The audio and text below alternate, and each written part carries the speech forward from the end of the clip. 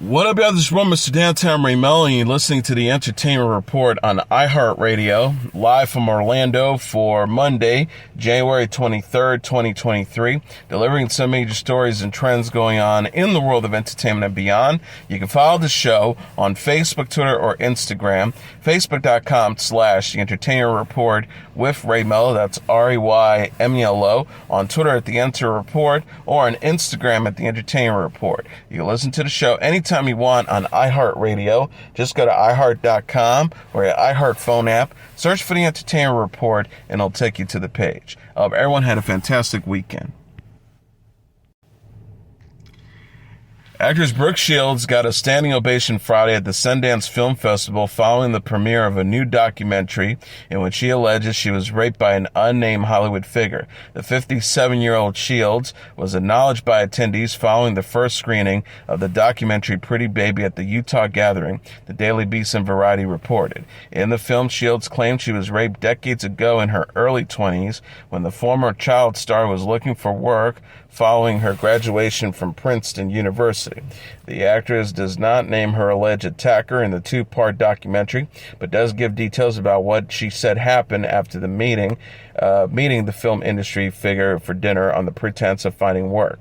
Shields said in the film, according to Entertainment Weekly, "I thought it was a work meeting. I had met this person before, and he was always nice to me. He said, come back to the hotel, and I'll call a cab. And I go up to the hotel room, and he disappears for a while. The door opens, the person comes out naked, and I've got the binoculars, and I'm like, shit. And I put the binoculars down, and he's right on me, just like was wrestling." Shields, who has spoken publicly about her struggles with postpartum depression, says she didn't fight that much. She says in the film, "I just absolutely froze. I thought, one, no should have been enough, and I thought, stay alive and get out, and I just shut it out. God knows I knew how to be dissociated from my body. I practiced that. I went down in the elevator, and I got my own cab. I just cried all the way to my friend's apartment." The documentary details her rise as a child star in Hollywood, being labeled as a sex symbol from a young age, and walking away temporarily to attend Princeton. She was making her first real attempt to get back in front of the camera when the sexual assault happened, she says. Shields lamented how she was sexualized at a young age. At the age of 11, she appeared nude in director Louis Malle's 1978 film Pretty Baby, where she kissed actor Keith Carradine, who was 29 at the time. The name of the documentary is a nod to that film. The documentary also discussed her similarly provocative role in 1980's The Blue Lagoon, where Shields appeared nude at the age of 12. She says in the documentary, "They wanted to make it a reality show. They wanted to sell my sexual awakening." The film also touches on her brief marriage to tennis star Andre Agassi and features appearances by friends Laura Linney, Lionel Richie, and Drew Barrymore, who provides her own insights on growing up in Hollywood. Bowen Yang played disgraced Republican New York politician George Santos in the first new episode of Saturday Night Live in 2023. Yang appeared as Santos on the Weekend Update Fox News segment on the show, where anchor Colin Jost called him out for lying about his education, work experience, religion, and even the loss of his mother in the terror attacks of September 11, 2001. Santos tried to defend himself by launching into an outrageous claim that his ancestors were Holocaust survivors who told famed diarist Anne Frank to write her own story. Jost told Santos, "That cannot be true, George. People need to know who you are." To which Santos replied by describing himself as someone who graduated on volleyball scholarship from university after 4 years of Messias. He says, "I'm a proud representative of my district of Long Island, New Jersey," prompting Jost to demand, "What are you talking about?" Santos says, "Hang on, Madonna's calling me," before picking up his phone and pretending to talk to the pop star. "Love you, see you at home." After Santos spun several more outrageous tales, Jost told him he needs to stop lying to everyone. Santos says there's no law against lying. Bowen played the role in the opening, this time as a sideline sports reporter with a supposedly stellar background in playing and commenting on football in a sketch spoofing the NFL on Fox analyst program. When it was discovered that he lied about his experience, Santos' broadcast feed was cut, but then he returned, crashing another reporter's shot dressed in drag. Emily the Criminal and White Lotus actress Aubrey Plaza guest hosted this weekend's edition of SNL. In another Weekend Update segment, she reunited with Amy Poehler to reprise their Parks and Recreation characters April Ludgate and Leslie Knopp. They had dropped by to encourage people to work for their local government. Perpetually annoyed Ludgate said, "Do the bare minimum is doing your part," before handing off questions to the chipper Knopp, who couldn't focus on the interview and wanted to know all about the inner workings of a TV comedy show. Before starring on Parks and Recreations from 2009 to 2015, Poehler was an SNL cast member from 2001 to 2008.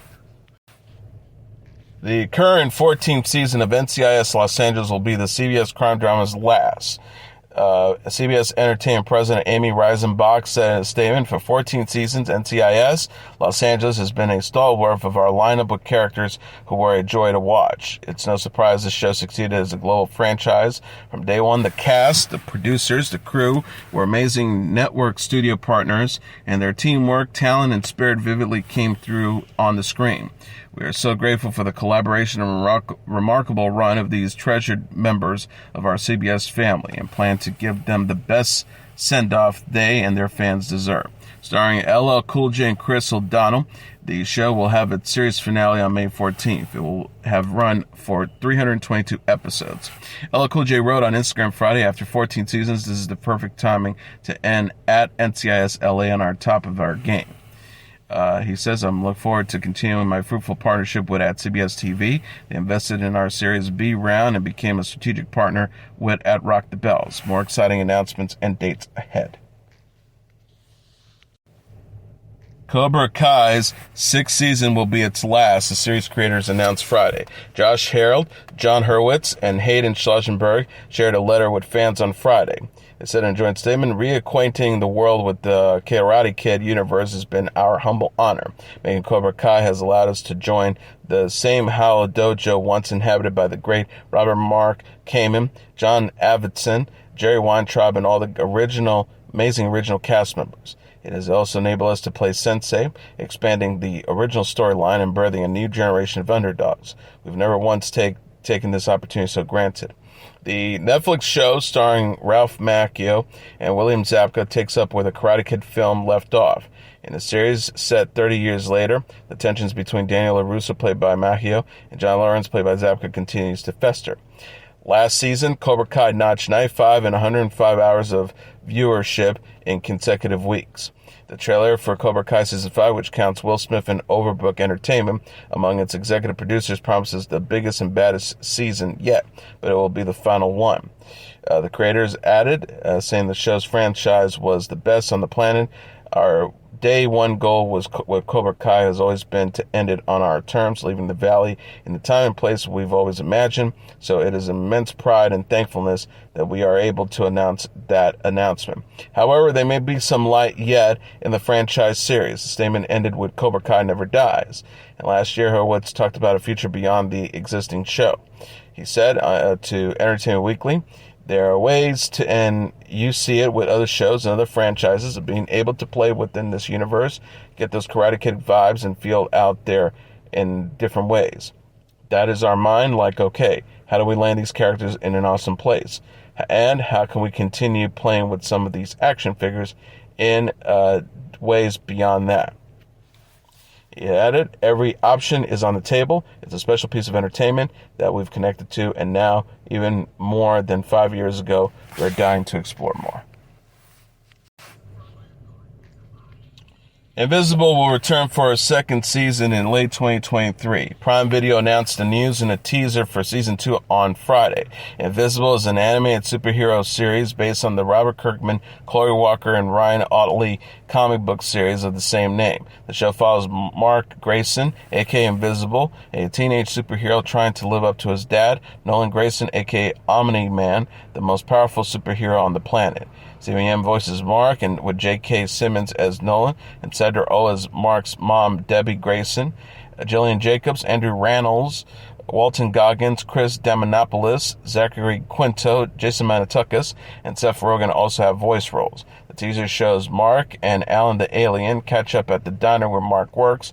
When asked when he is going back out there, Mark responds the world will get more invisible in late 2023. Invincible premiered in March 2021 and was renewed for season 2 and 3 in April of that year. Yeun previously starred on the AMC series The Walking Dead based on Kirkman's comic book series. The actor has since starred in the films Burning, Minari, and Nope.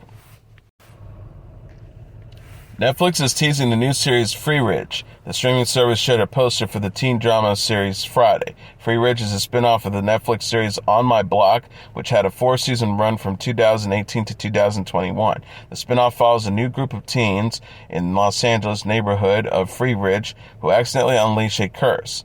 The poster highlights the new cast members Kayla Montesoro Mejia, Brianna Zalzar, Sierra Riley Wilson, and Tenzing Norgay Trainer, who are featured on the tarot cards like cards. The poster features the tagline, Reverse the Curse. The caption reads, What lies ahead is in the cards. Netflix released a teaser trailer for Freeridge earlier this month. The official description reads, Freeridge is a coming-of-age comedy following sibling rivals Gloria and Inez and their friends Demi and Cameron, who have unleashed a curse, bring dark misfortune into their lives. Freeridge is created by On My Block creators Lauren Ungerich, Eddie Gonzalez, and Jeremy Haft. The series premieres February 2nd. Jeremy Renner shared a photo on Instagram Saturday showing his undergoing physical therapy in a hospital-style bed near a window. The 52-year-old Hawkeye and mayor of Kingstown actor is laying down wearing shorts with his bare legs and feet visible. He sustained life-threatening injuries to his chest, head, and legs when his snowplow ran over him while he was helping a motorist stuck in the snow near his house in Nevada on January 1st. Earlier this week, he announced he was out of the hospital and recovering at home. Renner wrote on Saturday, morning workouts, resolutions all changed this particular New Year's, spawned from tragedy for my entire family, and quickly focused into untying actionable love. I want to thank everyone for their messages and thoughtfulness for my family and I. Much love and appreciation to you all. These 30-plus broken bones will mend and grow stronger, just like the love and bond with family and friends deepens. Love and blessings to you all. The post got more than 650,000 likes in the first hour it was online.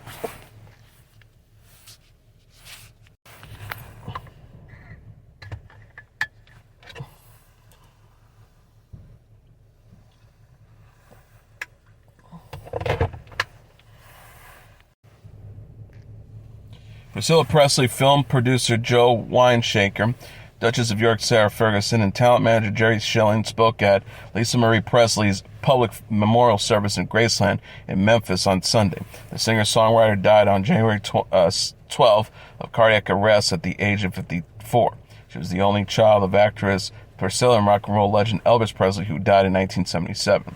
The Hollywood Reporter said hundreds of people attended Lisa Marie's memorial, which was also streamed live online. Recording of Elvis's song He Touched Me and a duet Lisa and her father made of Where No One Stands Alone were played before the service. Later, Axl Rose played November Rain on the piano, Alanis Morissette sang her song Rest, and the Blackwood Brothers Quartet performed the religious standard How Great Art Thou Art. How Great Art Thou, according to Deadline. TMZ said Austin Butler, who played Elvis in an eponymous biopic last year, attended the service with his girlfriend Kai Gerber. Lisa Marie had attended the Golden Globe Awards with Schilling and Priscilla to cheer on Butler 2 days before her death.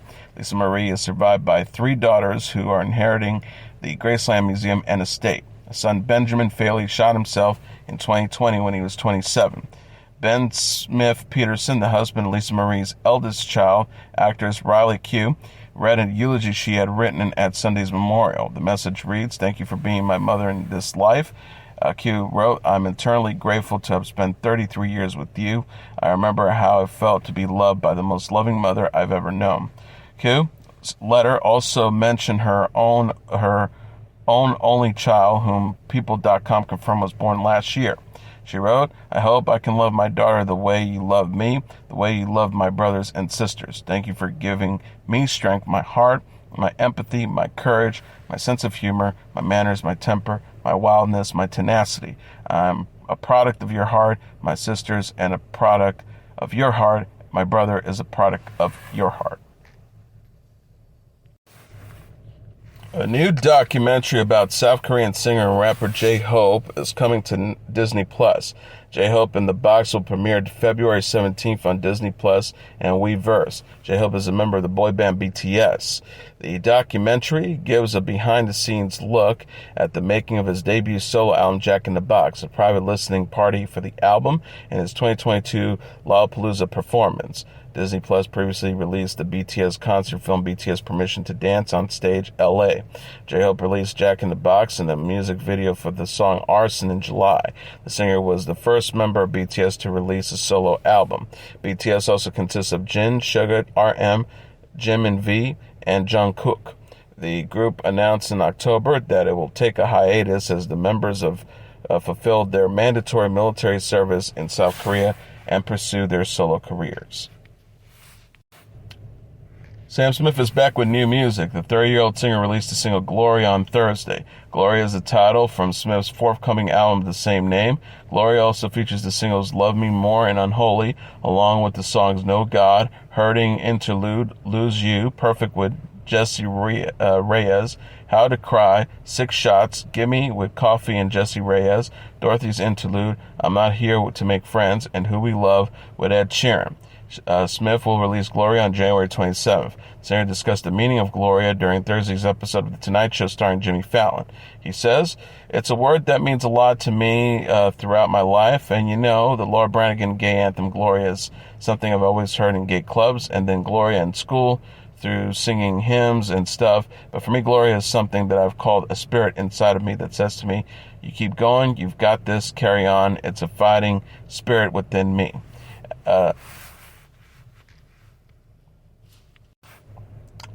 SZA's SOS is the number one album in the United States for a fifth straight week. Coming in number 2 on the Billboard 200 charts day Saturday is Taylor Swift's Midnights, followed by Metro Boomin's Hero and Villains at number 3, Drake and 21 Savage's Her Loss at number 4, and Bad Bunny's Verano Sin Ti at number 5. Running up the top tier are Morgan Wallen's Dangerous to Devil album number 6, Zach Bryan's American Heartbreak at number 7, Little Baby's It's Only Me at number 8, Young Boy Never Broke Again, I Rest My Case at number 9, and Harry Styles' Harry's House at number 10.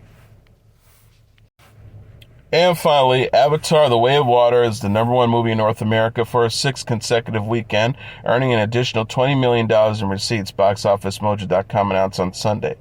Coming in number 2 is Puss in Boots: The Last Wish with $11.5 million, followed by Megan in number 3 with $11.8 million, Missing in number 4 with $9.3 million, and A Man Called Otto number 5 with $9 million. Rounding up the top tier are Plane in number 6 with $5.3 million. That Time I Got Reincarnated as a Slime, the movie, Scarlet Blonde at number 8 with $1.5 million, The Whale number 9 with $1.28 million, and Black Panther, Wakanda Forever number 10 with $1.26 million. This weekend's top 10 movies earned about $71 million at the box office compared to last weekend's take, which was about $99 million, including Avatar: The Way of Water with $31 million. And that is the entertainment report for Monday, January 23rd, 2023. I'm your host, Mr. Downtown Melo. I'll be back tomorrow to deliver some major stories and trends going on in the world of entertainment and beyond. You can follow the show on Facebook, Twitter, or Instagram. Facebook.com/The Entertainment Report with Raymelo. That's RAYMELO. On Twitter at The Enter Report, or on Instagram at The Entertainment Report. You can listen to this episode or any previous episodes of The Entertainment Report anytime you want on iHeartRadio. Just go to iHeart.com or your iHeart phone app, search for The Entertainment Report, and it'll take you to the page. Good night, and God bless you all.